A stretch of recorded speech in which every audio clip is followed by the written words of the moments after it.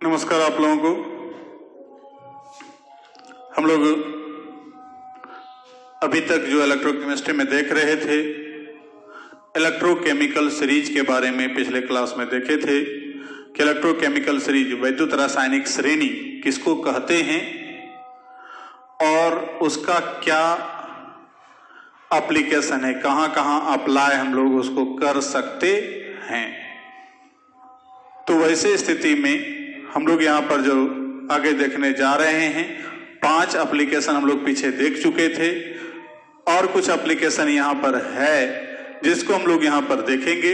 थोड़ा आज का जो एप्लीकेशन होगा सब रोचक है, इम्पोर्टेंट है, क्योंकि बहुत सारा रिएक्शन ऐसा है, माने रिएक्शन पर आधारित है कि जो हमको पता नहीं चलता कि ये रिएक्शन होगा या नहीं होगा, उसकी जानकारी हमको यहाँ देखने के बाद पता चलेगा कि नहीं ये रिएक्शन होगा या नहीं होगा, वो बताएगा कुछ रिएक्शन के बारे में। वो एसआरपी के आधार पर, क्रियाशीलता के आधार पर, जो उसका एक्टिविटी है, उस एक्टिविटी या क्रियाशीलता के आधार पर हमको पता चलेगा कि कौन सा मेटल रिएक्शन करेगा, कौन सा मेटल रिएक्शन नहीं करेगा, कौन मेटल एसिड से हाइड्रोजन को डिस्प्लेस करेगा, कौन डिस्प्लेस नहीं करेगा, कौन सा मेटल या कौन सा नॉन मेटल वाटर के साथ रिएक्शन करेगा या नहीं करेगा। इन सारे बातों की जानकारी यहाँ पर देखने को मिलेगा।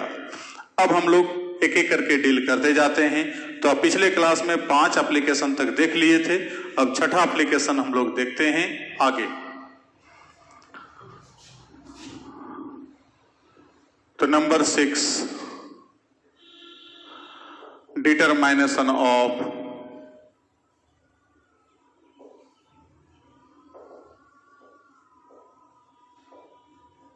मेटेलिक डिस्प्लेसमेंट, धात्विक विस्थापन का निर्धारण।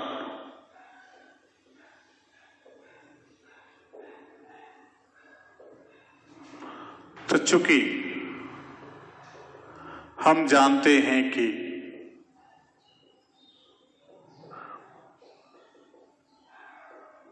तत्वों का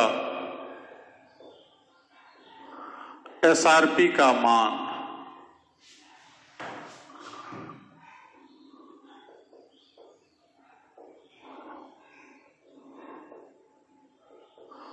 बढ़ने के साथ साथ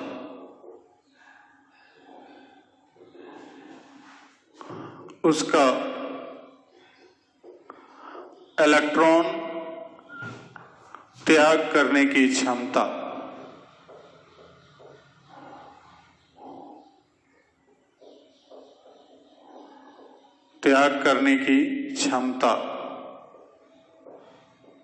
तथा धात्विक क्रियाशीलता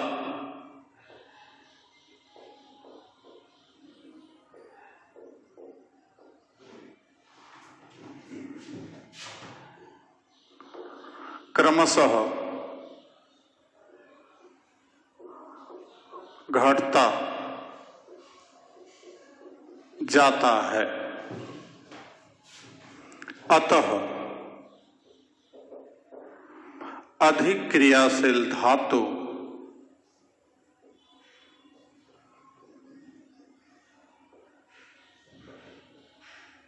मतलब लो एसआरपी। एसआरपी हम लोग पहले चर्चा कर चुके हैं। स्टैंडर्ड रिडक्शन पोटेंशियल, मानक अवकरण विभव। तो मानक अवकरण विभव या स्टैंडर्ड रिडक्शन पोटेंशियल का मान यहाँ क्या कहते हैं, लो होगा, जो अधिक क्रियाशील धातु होगा। किसी कम क्रियाशील धातु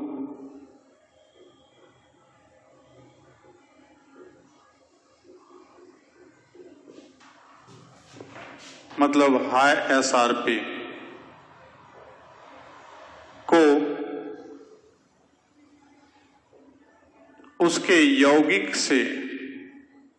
यौगिकों या लवणों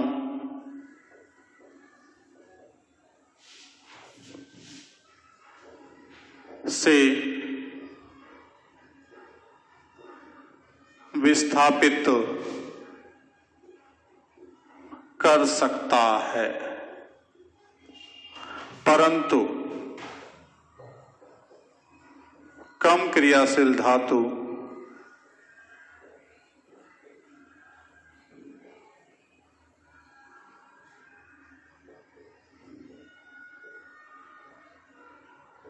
अधिक क्रियाशील धातु को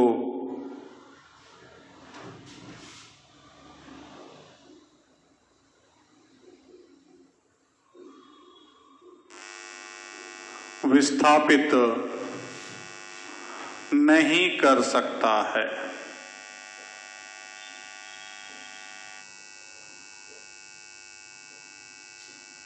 ठीक है, तो मतलब हम लोग यहां पर क्या देखते हैं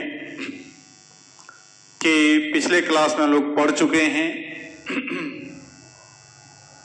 कि अधिक एसआरपी वाला जो धातु होगा वो कम क्रियाशील होगा और कम एसआरपी वाला जो धातु होगा वो अधिक क्रियाशील होगा। तो जिसका एसआरपी का मान ज्यादा, क्रियाशीलता उसकी कम धातु के रूप में, और जिसका एसआरपी का मान अधिक, जिसका एसआरपी का मान अधिक उसकी क्रियाशीलता कम होगी, और जिसका एसआरपी का मान कम होगा वो अधिक क्रियाशीलता होगा धातु के रूप में। तो वैसे कंडीशन में लो एसआरपी वाला जो धातु है अर्थात अधिक क्रियाशील धातु किसी यौगिक से कमजोर धातु को विस्थापित कर सकता है, परंतु अधिक क्रियाशील धातु को कम क्रियाशील धातु उसको विस्थापित नहीं कर सकता है। तो ये जाकर के जो है कि हमको इस टॉपिक में देखने को मिलेगा। पहले इसको लिख लें।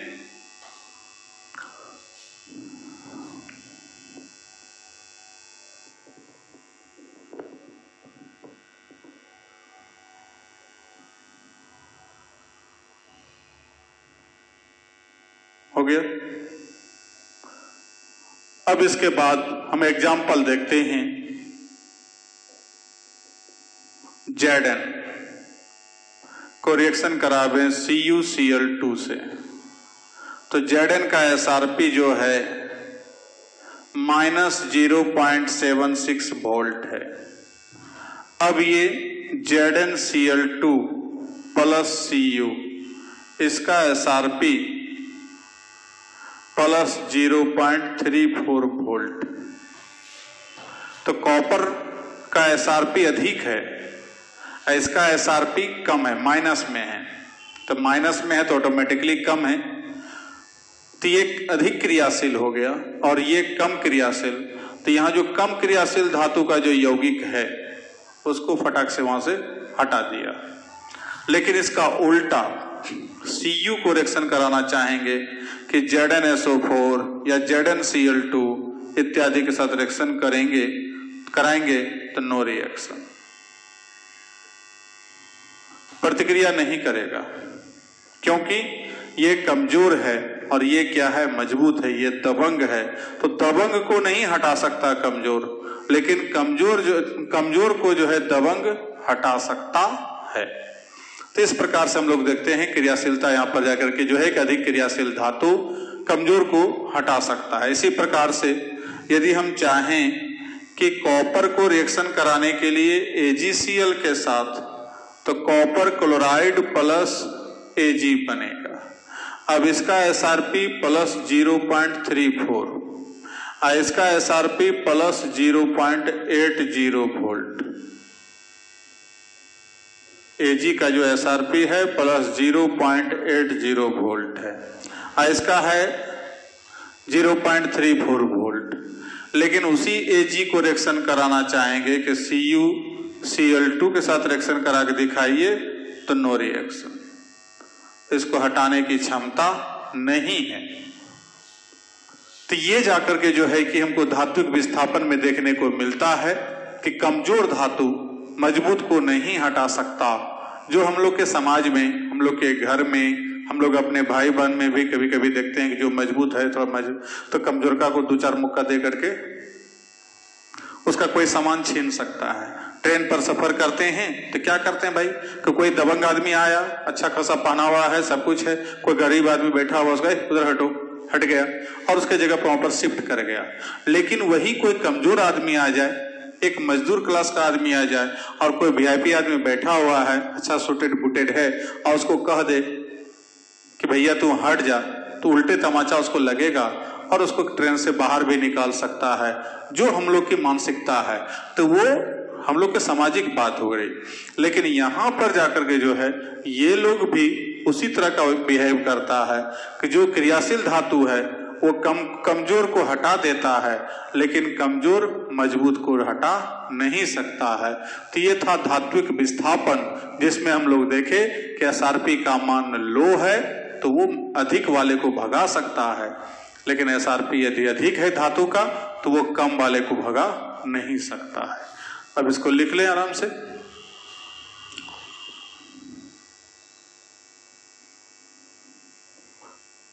निरंजन बाबू लिख लिए होंगे, क्योंकि आपको बड़ी कष्ट होती है, हम यहां पर खड़े रहते हैं तो।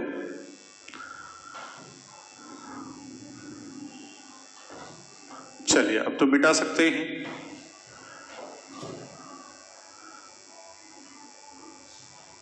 थोड़ा सा कष्ट तो होगा, तो वीडियो पॉज करके या स्क्रीनशॉट लेकर के लिख सकते हैं, लेकिन आप लोग को चाहिए एकदम क्लासरूम के तरह धीरे धीरे लिखने का आदत है,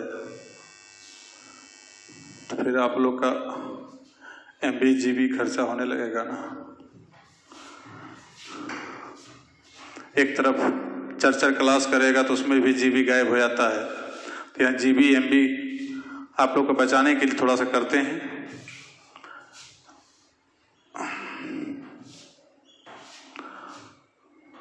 सातवां नंबर,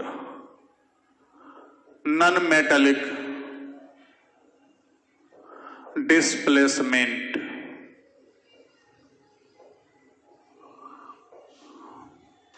अधात्विक विस्थापन।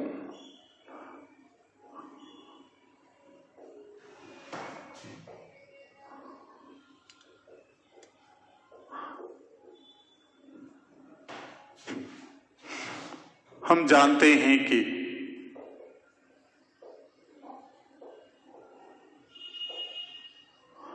तत्वों का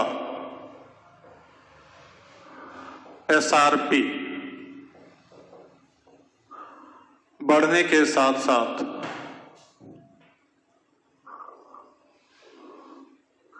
इलेक्ट्रॉन ग्रहण करने की क्षमता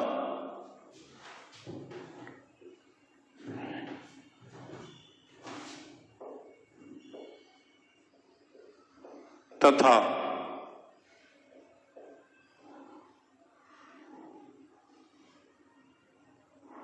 ग्रहण करने की क्षमता तथा अधात्विक क्रियाशीलता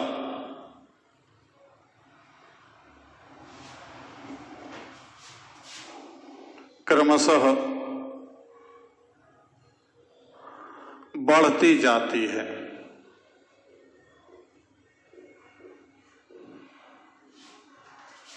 अतः अधिक एसआरपी वाले अधातु अधिक क्रियाशील होते हैं।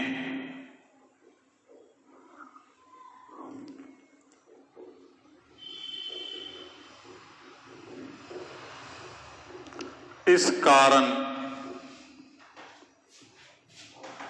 क्रियाशील अधातु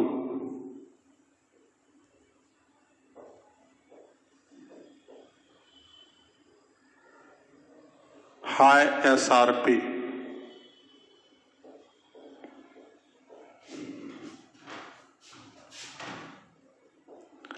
कम क्रियाशील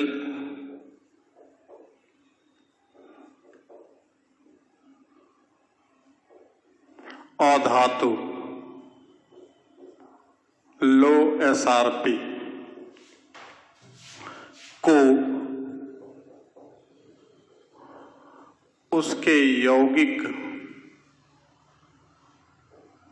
से विस्थापित कर सकता है।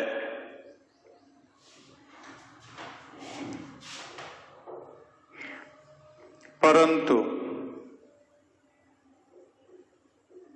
कम क्रियाशील अधातु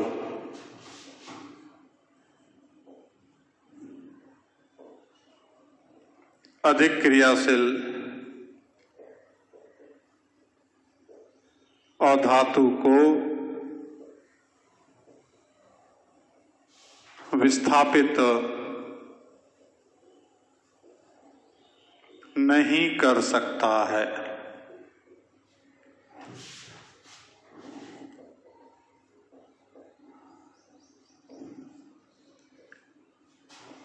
ठीक है, लिखिए पहले इसको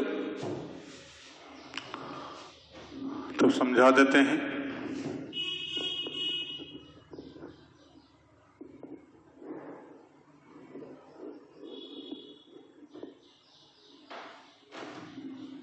हो गया?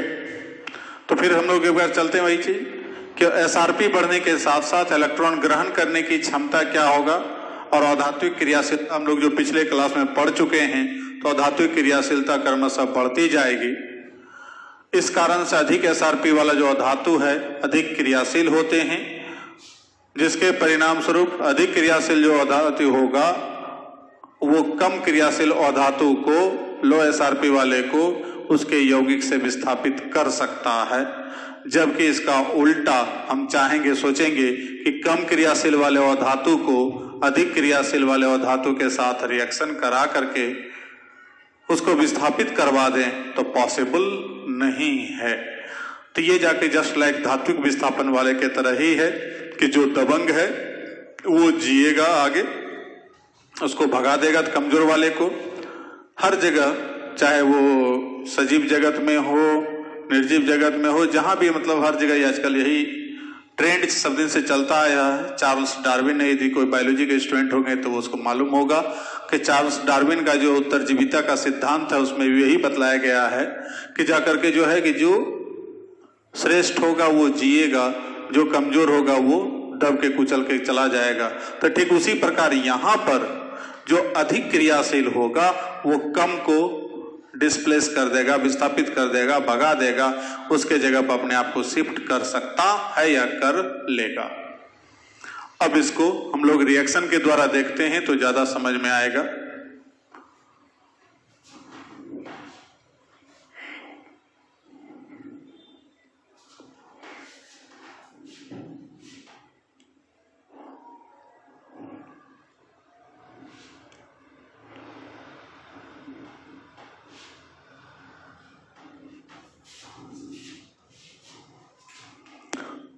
चूंकि फ्लोरीन, क्लोरीन, ब्रोमीन और आयोडीन ये चारों का हम लोग पिछले क्लास में देखे थे, एसआरपी घटता है, अधात्विक क्रियाशीलता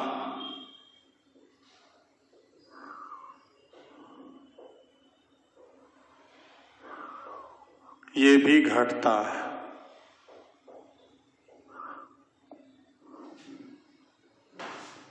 तो एसआरपी घटेगा, अधात्विक क्रियाशीलता घटेगा, अर्थात इलेक्ट्रॉन ग्रहण करने की क्षमता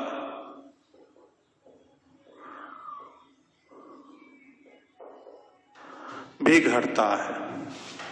तो इलेक्ट्रॉन ग्रहण करने की क्षमता घट रहा है, अधात्विक क्रियाशीलता घट रहा है, एसआरपी का मान जब घटता है तब। अब ऐसे स्थिति में फ्लोरीन ज्यादा एक्टिव है, आयोडीन सबसे कम क्रियाशील है, जो पिछले क्लास में बता चुके हैं। अब इस फ्लोरीन को कहेंगे रिएक्शन कराने के लिए कि इधर क्लोरीन या ब्रोमीन या आयोडीन के कंपाउंड के साथ, तो ये दबंग है, किसी को नहीं छोड़ेगा, बहुत बड़ा दबंग है, बाहुबली। ठीक है, तो ये जाके काफी क्रियाशील धातु है इस चारों में से, तो इसमें क्रियाशील है तो ये इसको छोड़ेगा नहीं, इसको भगा देगा, इसके जगह पर शिफ्ट कर जाएगा और इसको लेके उड़ जाएगा। चलो भैया तो क्लोरीन रास्ता नापो, इसको रास्ता नापवा देगा। ब्रोमीन को भी कि भाई तुम भी चला जा, और आयोडीन को भी रास्ता नापवा दे, इसको तो तुरंत एकदम, चूंकि इसके तुलना में काफी ज्यादा क्रियाशील है फ्लोरीन, तो ऐसे स्थिति में ये सबसे कमजोर है आयोडीन, उसको एकदम आराम से रास्ता नापा करके उसको डिस्प्लेस कर देगा, इसको डिस्प्लेस करने की क्षमता है।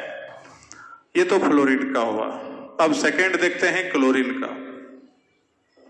ये अपना क्या जलवा दिखलाता है, तो क्लोरीन को रिएक्शन कराएंगे फ्लोरीन के कंपाउंड के साथ 2NaF, Cl2 को रिएक्शन करावें Br के रिएक्शन के साथ, Br के कंपाउंड के साथ, और इसको सोडियम आयोडाइड के साथ रिएक्शन करा रहे हैं, तो कहता है ये क्लोरीन जो है इसके तुलना में कम दबंग है, ये ज्यादा दबंग है, तो इसको नहीं हटाएगा, ये कमजोर है, तो नो रिएक्शन। इसके सामने हाथ जोड़ लेगा, भैया मैं तेरे साथ रिएक्शन कर नहीं सकता, मैं तुझे डिस्प्लेस नहीं कर सकता क्योंकि मैं तुझसे कमजोर हूं। उसके बाद ब्रोमीन को तो तुरंत चटनी बना देगा इसका, चल ब्रोमीन तू हट जा। अब आयोडीन को भी उसी प्रकार से Cl बनाएगा, इधर I2 को डिस्प्लेस करेगा।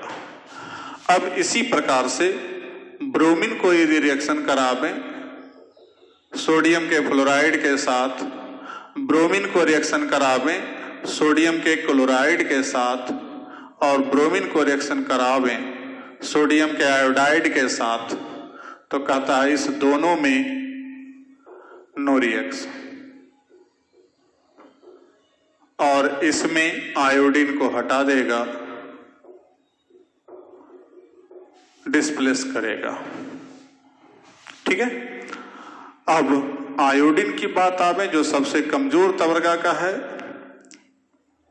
अब ये चाहेगा रिएक्शन करने के लिए, इसको कराना चाहेंगे NaCl के साथ या NaBr के साथ कि भाई हमको रिएक्शन करने दो, तो इसको हड़का देगा, भैया तू तो सबसे कम क्रियाशील है, तो सबसे कम क्रियाशील हमको डिस्प्लेस कैसे करेगा, तो हमको कैसे भगा सकता है, तो इसलिए तीनों में हो जाएगा नो रिएक्शन।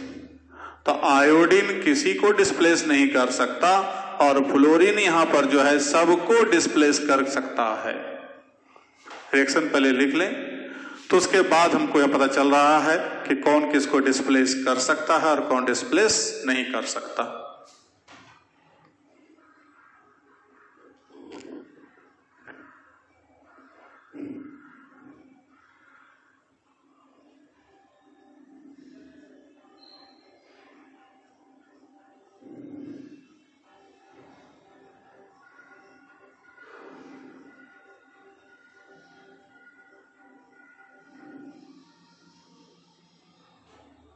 हो गया, आ गया होगा, सबको लिख लिया होगा। तो यहां समझ गए कि फ्लोरीन ज्यादा क्रियाशील है और ये आयोडीन सबसे कम क्रियाशील है।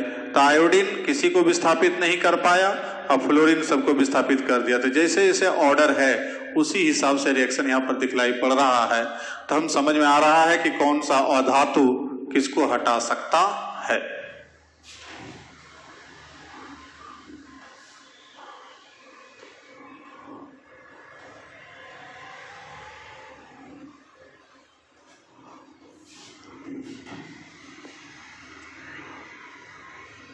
तो यह था अधात्विक विस्थापन।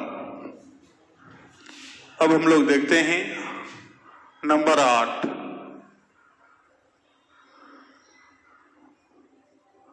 अम्ल से H2 का विस्थापन।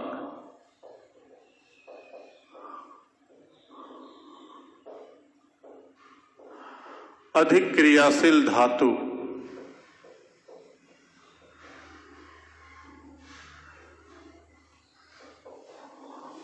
तनु अम्ल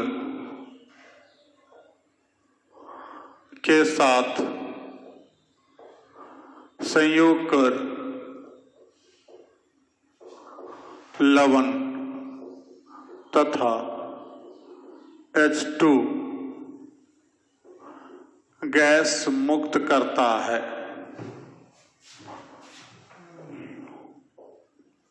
या मुक्त कर सकता है,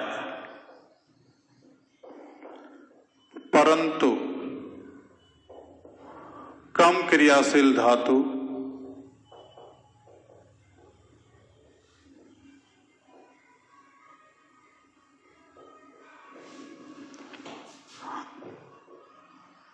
तनु अम्ल के साथ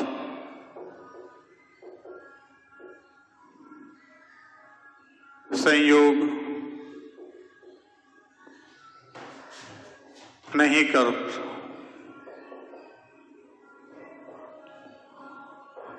तो जो अधिक क्रियाशील धातु होगा वो उसको किसी तनु अम्ल के साथ संयोग कराएंगे, रिएक्शन कराएंगे, तो उसको विस्थापित कर देगा H2 गैस को, रिएक्शन करके लवण बनाएगा और plus H2 gas.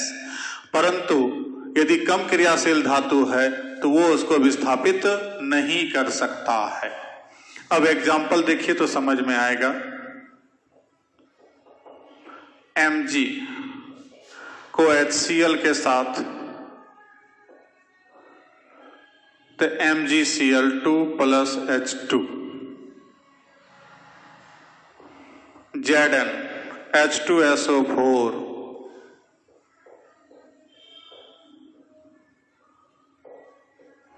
ZnSO4 plus H2,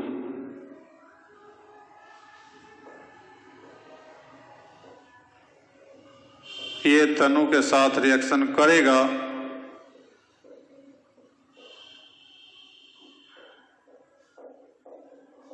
plus H2।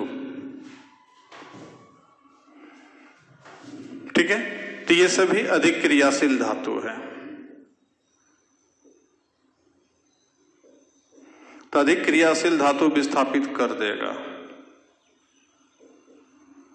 अब चलते हैं कम क्रियाशील धातु।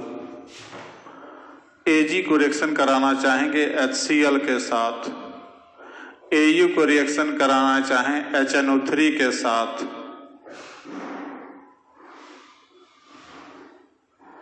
या जाकर के Hg को रिएक्शन कराना चाहें H2SO4 तनु के साथ, तनु H2SO4,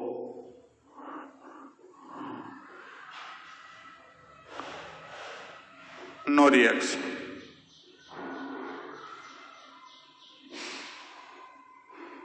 नो इफेक्ट। क्यों? तो ये कम क्रियाशील है। जब विद्युत रासायनिक श्रेणी आप देखेंगे भाई,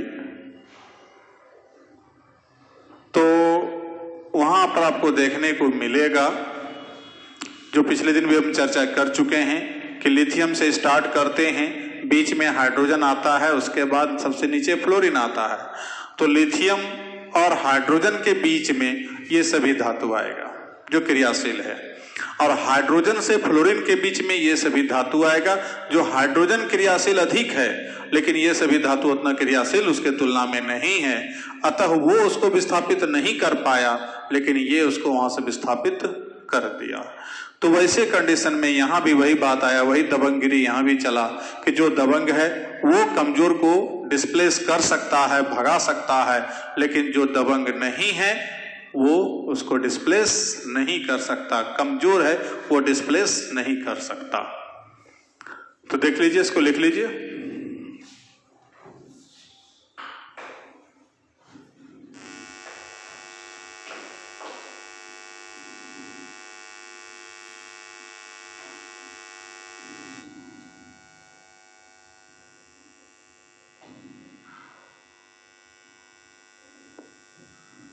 हो गया। अब जाकर के देखते हैं हम लोग अगला नंबर,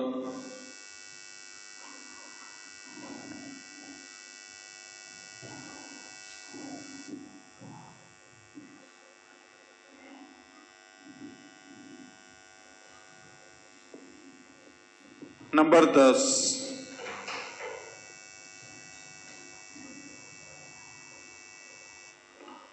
जल से H2 का विस्थापन।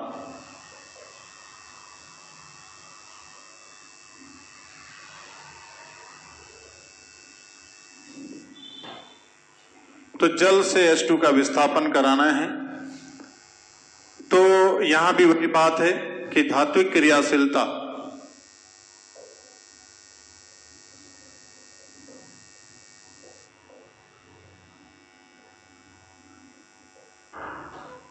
घटने के साथ साथ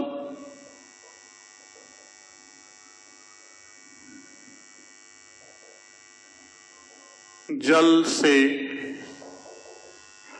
H2 का विस्थापन भी घट जाता है।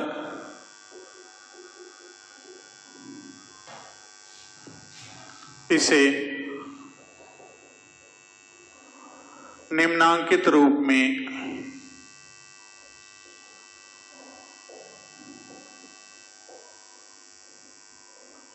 दर्शाया जा सकता है।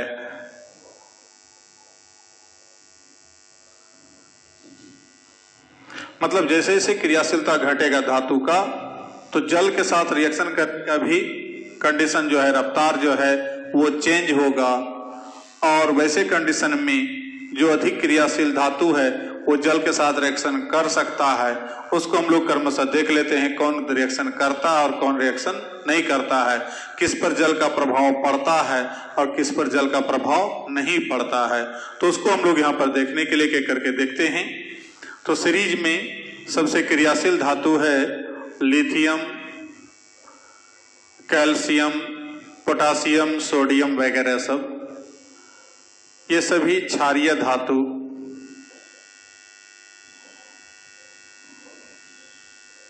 प्लस क्षारीय मृदा धातु है। पीरियोडिक टेबल जो पढ़े होंगे तो वहां पर अब उसको रिएक्शन कराएं H2O, कोल्ड, हॉट, ठंडा, हॉट, गरम अथवा स्टीम, जलवाष्प, तीनों में से किसी के साथ रिएक्शन कराएंगे तो कहता हमेशा बनेगा इसका हाइड्रोक्साइड बनेगा प्लस H2 बनेगा। एग्जाम्पल के लिए देखें, जैसे यहां पर हम लोग Li को रिएक्शन कराते हैं H2O के साथ, तो बनाएगा ट्वाइस LiOH प्लस H2। यदि हम रिएक्शन करावें सोडियम के साथ तो सोडियम का हाइड्रोक्साइड प्लस H2। रिएक्शन करावें कैल्शियम के साथ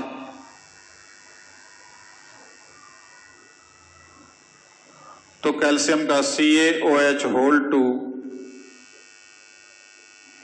प्लस H2। तो क्षारीय धातु और क्षारीय मृदा धातु मैग्नीशियम को छोड़ करके बाकी जितना भी है सब रिएक्शन करेगा और रिएक्शन करके हाइड्रोक्साइड और H2 बनाएगा। परंतु यदि Mg की बात करें तो Mg जो है ठंडा जल के साथ, कोल्ड के साथ रिएक्शन करता है तो MgOH का होल 2 बनाता है प्लस H2। लेकिन वही Mg रिएक्शन करता है हॉट के साथ अथवा स्टीम के साथ तो MgO बनता है अब प्लस H2।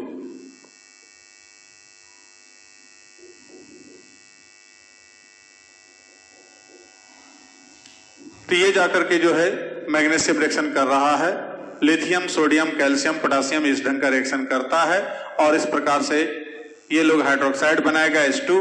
अब मैग्नीशियम दो कंडीशन में अलग अलग कर रहा है रिएक्शन और अलग अलग ऑक्साइड और हाइड्रोक्साइड का निर्माण करता है। इसको लिख लीजिए।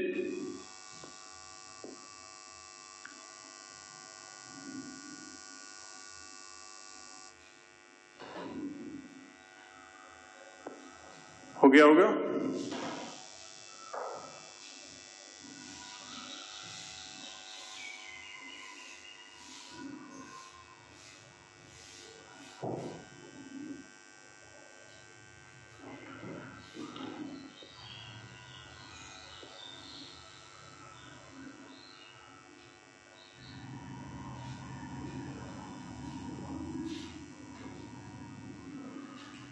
अब उससे और कम क्रियाशीलता की ओर जाते हैं तो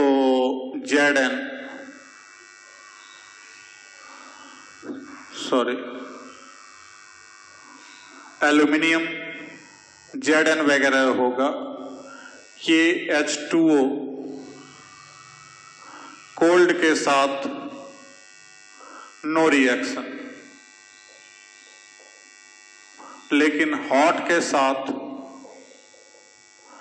अथवा स्टीम के साथ ऑक्साइड बनाएगा प्लस H2, मतलब एल्यूमिनियम प्लस 3H2O हॉट अथवा स्टीम वाष्प,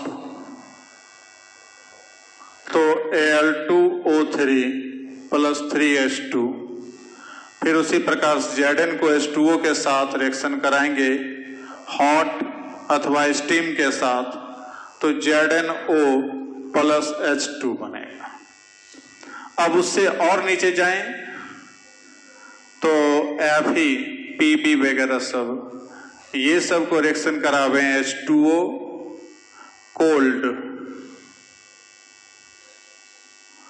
अथवा हॉट, नो रिएक्शन या नो इफेक्ट।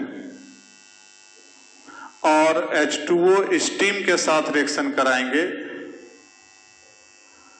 तो ऑक्साइड बनाएगा प्लस H2। जैसे यहां पर हमको Fe को रिएक्शन करावें,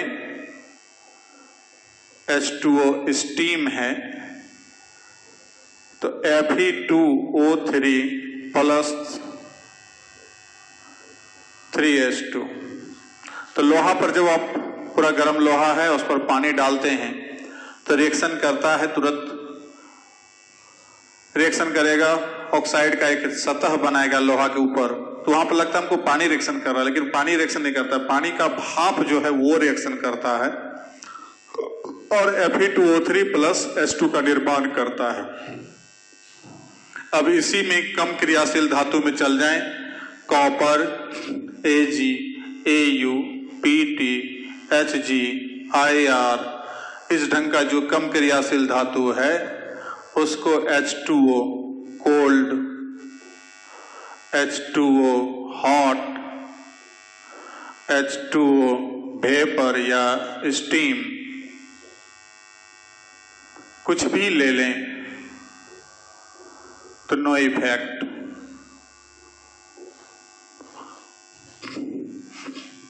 कम क्रियाशील है, हाइड्रोजन से नीचे है वो इलेक्ट्रोकेमिकल सीरीज में, उसका SRP का मान ज्यादा है तो क्रियाशीलता कम है, जिसके परिणाम स्वरूप वो कोल्ड, हॉट, स्टीम किसी भी परिस्थिति में रिएक्शन करने के लिए तैयार नहीं है।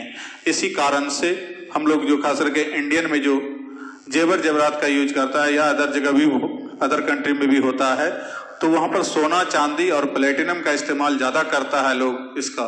तो उसके पीछे रीजन पूछा जाए क्यों करते हैं, तो एक तो चमकीला धातु है उसके कारण तो करते ही हैं, दूसरा क्या है इसका क्रियाशीलता कम है, क्योंकि हम लोग पर डे जो दैनिक जीवन में यूज करेंगे, चाहे वो अंगूठी हो या कोई भी चीज जेवर जेवरात यूज करते हैं, तो उसको पानी से तो पाला पड़ेगा, तो पानी के साथ रिएक्शन, ठंडा गर्म भाप किसी के साथ रिएक्शन करना चालू कर देगा तब तो उसका क्षय हो जाएगा, विनाश हो जाएगा, नष्ट हो जाएगा।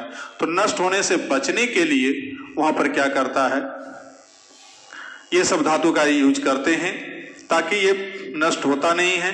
बाकी किसी अन्य धातु का हम लोग, अब लोहा का कोई चीज पहनेंगे तो उसमें जंग लगना चालू हो जाता है, सोडियम पोटेशियम पहनेंगे तो तुरंत आग लग जाएगा, जल के साथ तुरंत रिएक्शन कर लेगा।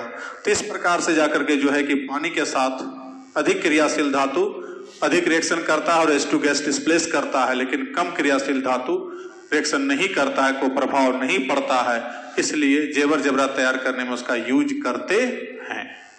तो इस बार इसको लिख लें पहले।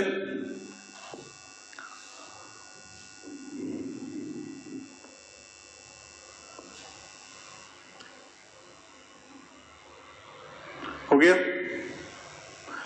अब हम लोग देखते हैं एक और एप्लीकेशन,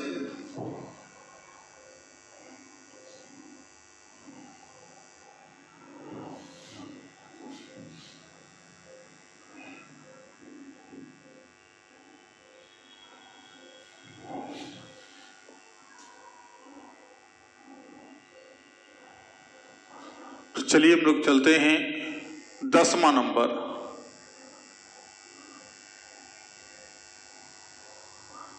धात्विक oxide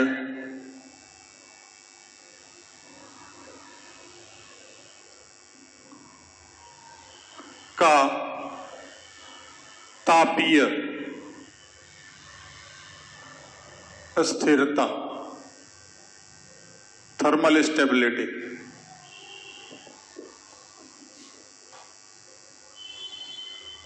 stability of metallic oxide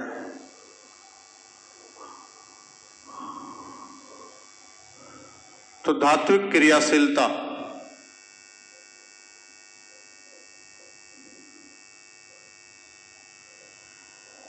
घटने के साथ साथ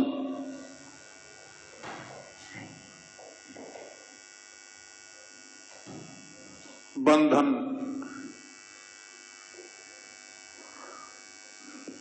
का मजबूती भी घटता जाता है।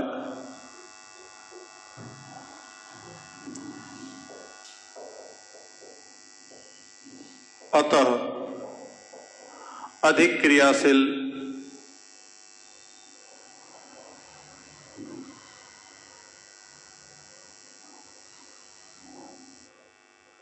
धातु के ऑक्साइड के अपेक्षा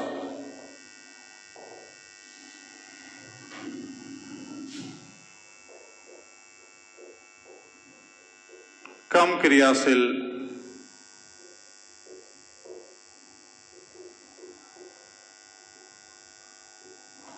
अधातु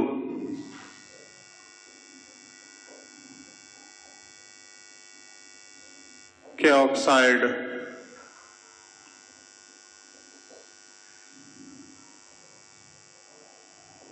कम ताप पर ही विघटित हो जाते हैं।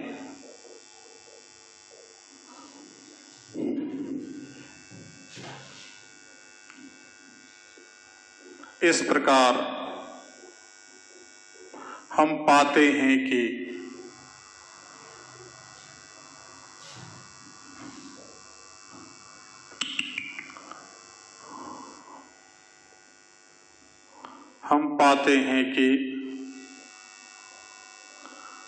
धात्विक ऑक्साइड का स्थायित्व एसआरपी के व्युत्क्रमानुपाती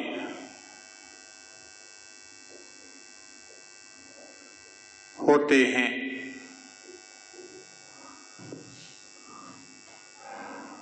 होता है। जैसे यहां पर हम लोग कैल्शियम ऑक्साइड लें, सोडियम ऑक्साइड लें, जिंक का ऑक्साइड लें और Ag2O का ऑक्साइड लें, तो हम लोग यहां क्या देखते हैं? पहला चीज, धातु का एसआरपी बढ़ता है। एसआरपी क्रमशः बढ़ रहा है।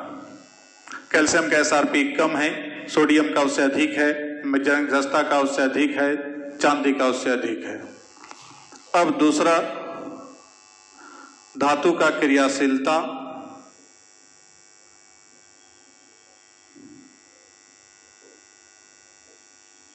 ये घटे। तीसरा, धातु के ऑक्साइड का तापीय स्थायित्व, थर्मल स्टेबिलिटी, ये भी क्या होगा? घटेगा। तो एसआरपी बढ़ रहा है, लेकिन ये सभी क्रमशः क्या होगा? घटता जाएगा। तो इस प्रकार से तापीय के माने स्थायित्व जो है धातु के ऑक्साइड का, वो भी प्रभावित होता है एसआरपी के द्वारा। इलेक्ट्रोकेमिकल सीरीज के आधार पर हम उसको भी डील कर सकते हैं कि जैसे जैसे एसआरपी का मान बढ़ता जाएगा धातु कम क्रियाशील होगा, और धातु जब कम क्रियाशील होगा तो वैसे कंडीशन में उसका जो है क्रियाशीलता कम होगा तो ऑक्सीजन के साथ बंधन कमजोर बनाता जाएगा, और बंधन कमजोर होगा तो आसानी से कम तापक्रम पर ही विघटित होना चालू हो जाएगा। तो उसका जो है तापीय अस्थायित्व, ताप के अस्थायित्व स्थायित्व जो स्टेबिलिटी जो है वो घटेगा। जो अधिक क्रियाशील धातु है, कैल्शियम सोडियम जैसे धातु के अधिक क्रियाशील हैं, इसके ऑक्साइड अधिक अस्थायी होते हैं और इधर का ऑक्साइड हमको कम अस्थायी होंगे। तो इसका रीजन यदि ऑब्जेक्टिव में भी पूछता है निम्नलिखित में से कौन सा धातु का ऑक्साइड अधिक अस्थायी होगा, कौन सा कम अस्थायी होगा, तो हम लोग वहां पर एसआरपी यदि वहां दिया है तो एसआरपी के आधार पर डील कर सकते हैं, या इतना जो इलेक्ट्रोकेमिकल सीरीज का जो अभी तक हम लोग इस्तेमाल कर चुके हैं उसके आधार पर हमको बहुत हद तक पता चल गया होगा कौन ज्यादा क्रियाशील है। खास करके वाटर वाला हम तो दिखला ही दिए, सीरीज में ही काम किए हैं, तो वो कौन अधिक क्रियाशील है कौन कम क्रियाशील है। तो इस प्रकार से जब हमको पता चल गया तो हमको ये सबको यदि मेमोरी में डाल के रखें तो वैसे स्थिति में हम बता सकते हैं कि कौन सा धातु का ऑक्साइड जो है अधिक क्रियाशील होगा, अधिक अस्थायी होगा, और कौन सा कम अस्थायी होगा, वो पता चल जाएगा। तो इस प्रकार से हम लोग को यहाँ पर आज का कहानी यहीं तक समाप्त करते हैं। अभी तक हम लोग 10 एप्लीकेशन देख चुके हैं। नेक्स्ट क्लास में फिर हम लोग को कुछ एप्लीकेशन और बचा हुआ है, उसको देखेंगे और उससे संबंधित कुछ क्वेश्चन भी देखेंगे, और तब फिर हम लोग एक जो बहुत ही इंपॉर्टेंट टॉपिक है नर्स्ट का समीकरण जो सेल का शक्ति निर्धारण करने के लिए है, उसको भी हम लोग देखेंगे आगे के क्लास में। तब तक के लिए आप लोग को धन्यवाद।